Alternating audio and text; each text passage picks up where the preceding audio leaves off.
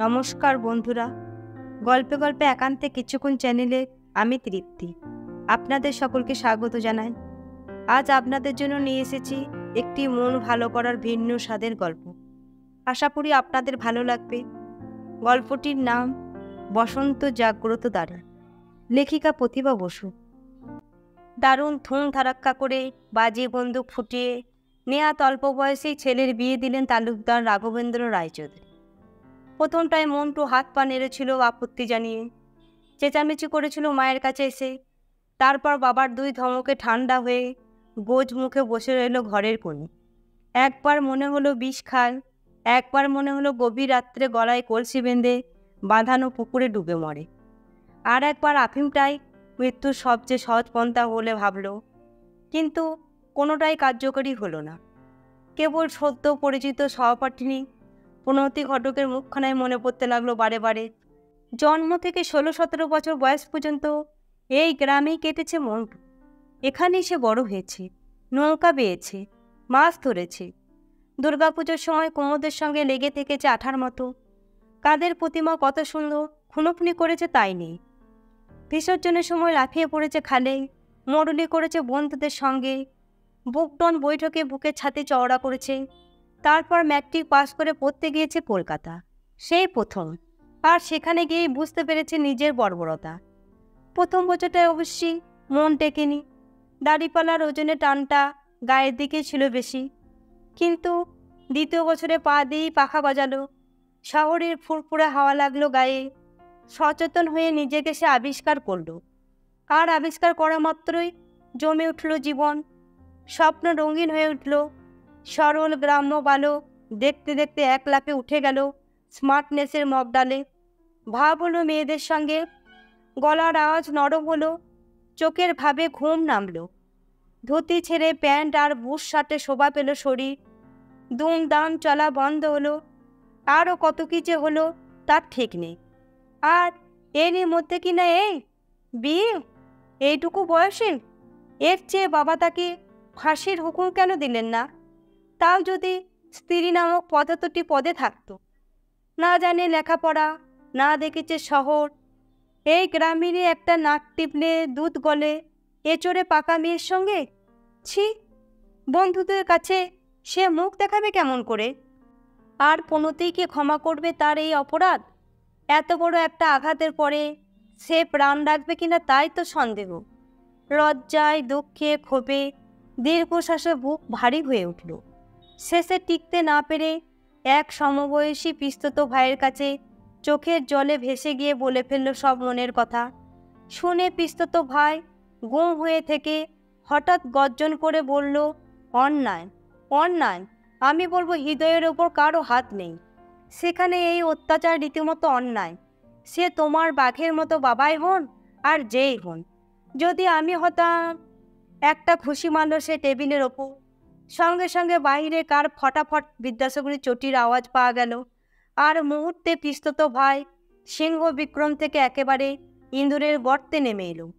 বিকট ভঙ্গিতে শরীরের আধখানা টেবিলের তলায় ঢুকিয়ে দিয়ে ফিসফিসিয়ে বলল, মামা।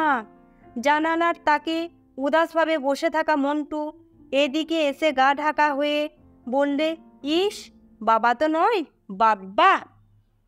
এই জন্যেই তো সে আজকাল আর ছুটিতে আসতে চায় না। এই সমস্ত লোকের সঙ্গে কখনো থাকা যায়? জঘন্য। এসব ডিক্টেটরশিপের জায়গা যে আর নেই পৃথিবীতে, এ কথাটা একদিন আচ্ছা করে বুঝিয়ে দিতে হয় রাঘব বাবুকে। পানা পুকুরের গন্ধ, বাস ঝাড়ের মশার কামড়, যত সব ইডিয়েট মার্কা মানুষদের সঙ্গে রাত দিন মেলামেশা, আর কত হবে এর চেয়ে? কখনো গিয়েছে কলকাতা শহরে? থেকেছে গিয়ে? খরম পায়ে হেঁটো ধুতি পরেই তো জীবন গেল। আর কেবল জবরদস্তি, বিশ্রী বিশ্রী। অথচ এই ছুটির সময়ের জন্য মন্টু কত ভালো ভালো কথা ভেবে রেখেছিল। ভেবেছিল সে, অরুণ আর প্রণব 3 বন্ধুতে মিলে রোজ বিকেলে লেকের ধারে গিয়ে বসে থাকবে, মাঝে মাঝে সিনেমা দেখবে, কখনো কখনো বরের মাঠে গিয়েও সন্ধেবেলাটা ফুচকা খেয়ে কাটাতে পারে। তারপর সাহস করে একদিন প্রণতিদের বাড়ি গিয়ে তাকেও বেড়াতে নিয়ে আসবে। মনে মনে ভাবল, একদিন কেন, ভাব হলে রোজই আসবে। লেকে এসে আইসক্রিম আর মশলা মুড়ি নয়তো আউটরাউন্ড ঘাটে গঙ্গার ধারে গিয়ে চুপচাপ বসে থাকবে হাতে হাত রেখে। হলো, সবই হলো। শুধু লিখেছিল দেশে গেলে পড়াশোনার ক্ষতি হয়, তাই ভাবছি এবারটা এখানে হোস্টেলে থেকে পড়াশোনাই করবে। সামনে পরীক্ষা। অমনি বাবা চিঠির মধ্যে কানমনা মুড়ে পাঠিয়ে চোখ লাল করে নিয়ে এলেন।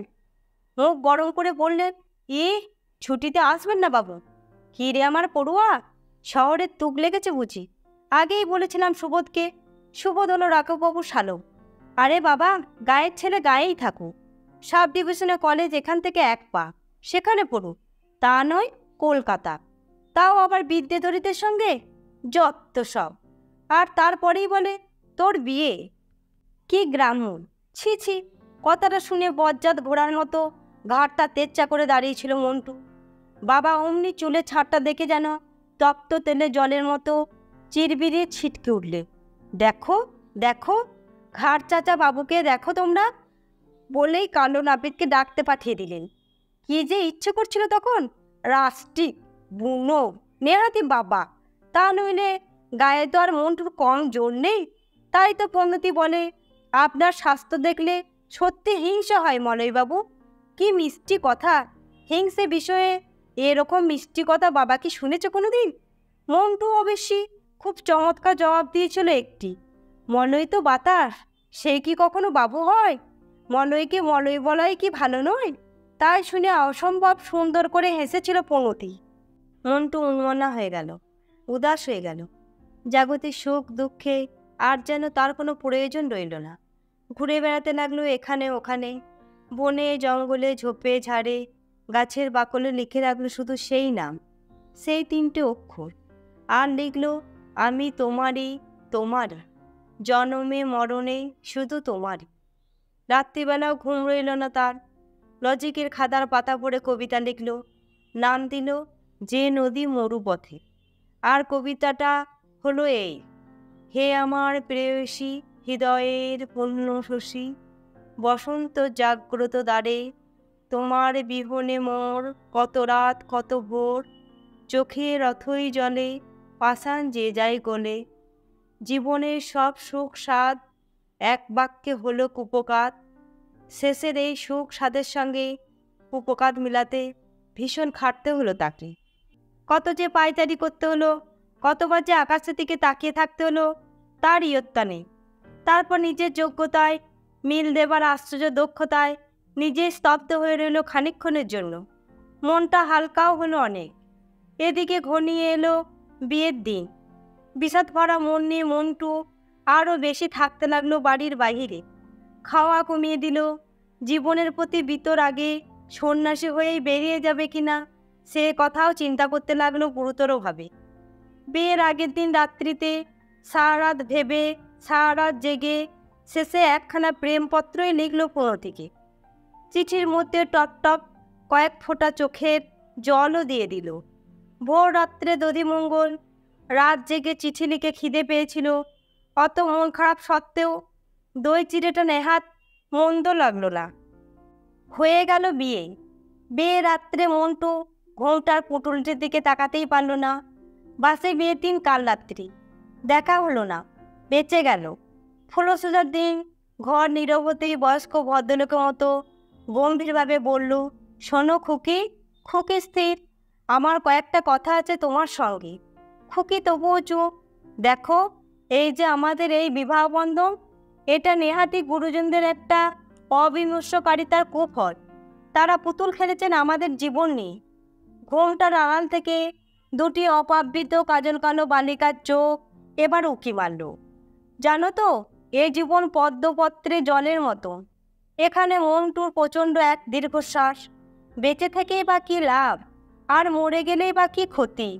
সুখ দুঃখ আজ সব সমান, সব এক। ঘোমটা এবার নাকের ডগা থেকে চোখের পাতায় উঠল। তাই বলছি, গুরুজনরা আমাকে 1000বার বিয়ে দিলেও আমি তারই।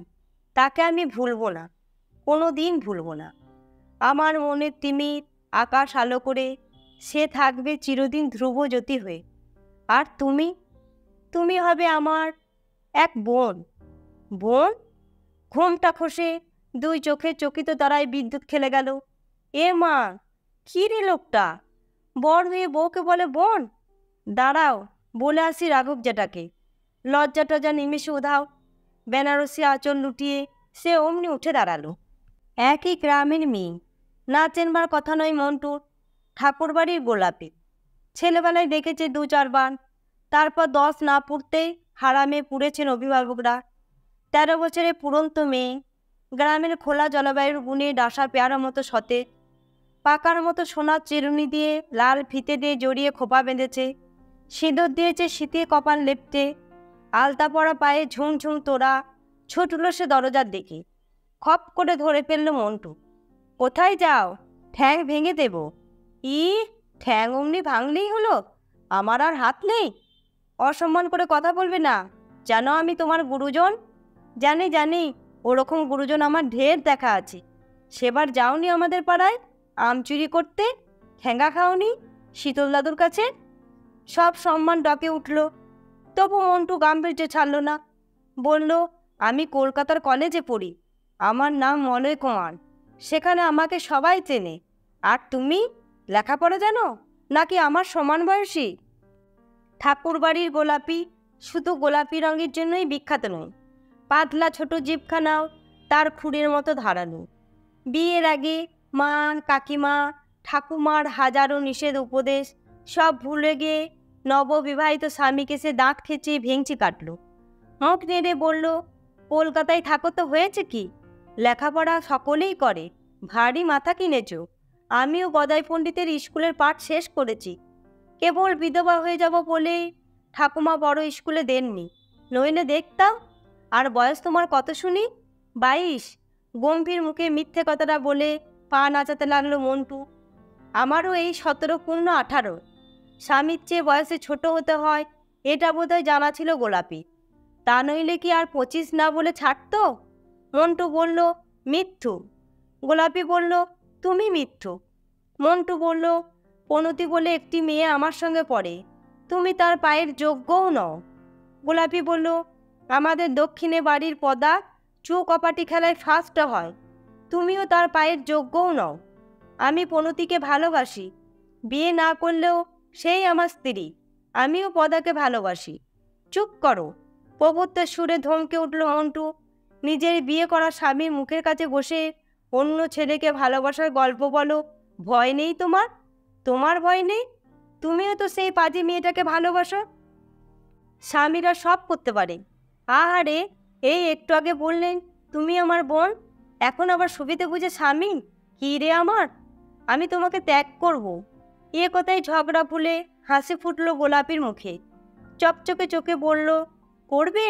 হ্যাঁ লক্ষ্মীটি, এখনই করো না। আমার বড় মন কেমন করছে মা বাবার জন্য, ঠাকুমার জন্য। আর জানো, আমার যে পুচকে ভাইটার সবে 2টো দাঁত উঠেছে সামনে, সে আমি ছাড়া আর কারো কোলে থাকতে চায় না। একটু চুপ করে থেকে মন্টু বলল, ত্যাগ করার অর্থ জানো? কেন জানবো না? রামহরি কাকার মেয়ে সেই যে পুনিদি, তাকে তো ত্যাগ করেছে তার বর। কেমন মা বাবার কাছে থাকে, কোনোদিন শ্বশুরবাড়ি যেতে হয় না। লক্ষ্মীটি। অনুনয়ে স্বনির্বন্ধ হলো গোলাপি। দেয়ালে প্রদীপের কম্পিত ছায়াটার দিকে তাকিয়ে মন্টু কেমন চুপসে গেল। স্মিত গলায় বলল, আর তারপর আমি যদি আবার বিয়ে করি? কাকে? সেই মেয়েটাকে?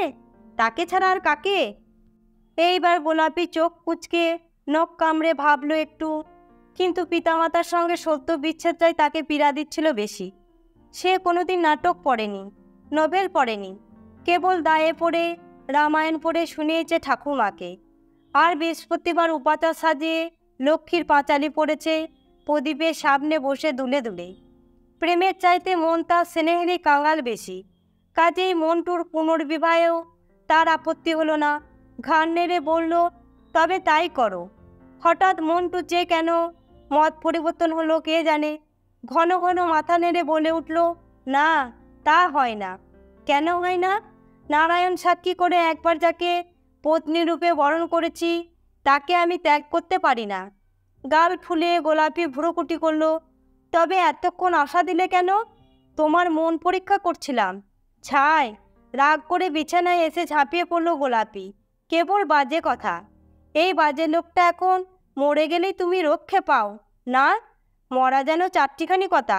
ও, তাহলে মরছি না বলে ভারী দুঃখ তোমার। তুমি তো আর ঠাকুর নও যে ইচ্ছে মরণ হবে। আমার দুঃখ হোক চাই না হোক, যতদিন বাঁচবার ততদিন ঠিক বাঁচবেই তুমি। তবে বাজি ধরবে কিসে? আমি মরতে পারি কি পারি না জবাব দিতে সামান্য দ্বিধা করল গোলাপি। তারপর ঘাড় হেলিয়ে বলল, হ্যাঁ। ঢোক গিলল মন্টু। পটাশিয়াম সাইনাইডের নাম শুনেছ? সে আবার কি? মাত্র 1 সেকেন্ড, তারপর সব শান্তি। আমি তাই খাবো। খেলে কি হবে? তুমি মুক্তি পাবে, আমি মরে গিয়ে মুক্তি দেব তোমাকে।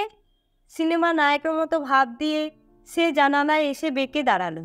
আর কোনোদিন তবে তোমাকে থাকতে হবে না এ বাড়িতে, আর কোনোদিন আমাকে দেখতে হবে না। বারে, আমি বুঝি তাই বললাম? গোলাপির গলায় এবার ভয়। আমার জন্যই তো তোমার যত দুঃখ। মোটেও না, তা নইলে পদাকে বিয়ে করে কত সুখী হতে পারতে। ঘেন্না, ঘেন্না। গোলাপি তার খোপা ভরা মাথাটা ঝাঁকড়ে উঠে বলল, পদাটা আবার একটা মানুষ? সে কি তোমার মতো কলকাতায় পড়ে? জানালায় দাঁড়িয়ে মশার কামড় খেয়ে লেবু ঝোপের আড়ালে গভীর অন্ধকারে জোনাকির আলো দেখতে দেখতে মুখের খুশি লুকোলো মুখ। তাহলে আমাকে ছেড়ে যেতে চাও কেন? তুমি তো আমাকে ত্যাগ করে সেই মেয়েটাকে বিয়ে করতে চাও। কখনো না, নির্ঘাত। আমার কি না খেয়ে দেওয়ার কাজ নেই? নিজের বিয়ে করা বউ ফেলে তাকে বিয়ে করব? তাই তো তোমার ইচ্ছে। খাটের কাছে এগিয়ে এসে মন্টু বললে, কেন ইচ্ছা হবে? সে কি তোমার মতো সুন্দরী? আমি তো বিচ্ছিরি। গোলাপির মুখে অভিমানে গাঢ় ছায়া। সে কি তোমার মতো মিষ্টি? মিষ্টি না হাতি। পরম বন্ধুতায় গলে গিয়ে 19 বছরের সদ্য যুবক এবার মুগ্ধ আবেগে নিজের হাতের মধ্যে গোলাপির দুখানা হাত তুলে নিয়ে নিবিড় হয়ে বলল, নাকি তোমাকে ছাড়া আর কাউকেই আমি ভালোবাসতে পারি? 13 বছরের সদ্য কিশোরী লজ্জায় ভেঙে গিয়ে আরক্ত মুখে এবার কোলে মুখ লুকিয়ে অস্পষ্টে বলল, দেখ। এখানেই শেষ হলো লেখিকা প্রতিভা বসুর লেখা গল্প বসন্ত জাগ্রত দ্বারে। গল্পটি ভালো লাগলে লাইক, শেয়ার ও কমেন্ট করবেন, আর সাবস্ক্রাইব করে আমার পাশে থাকবেন। আপনাদের সকলকে ধন্যবাদ আমার গল্প পাঠ শোনার জন্য।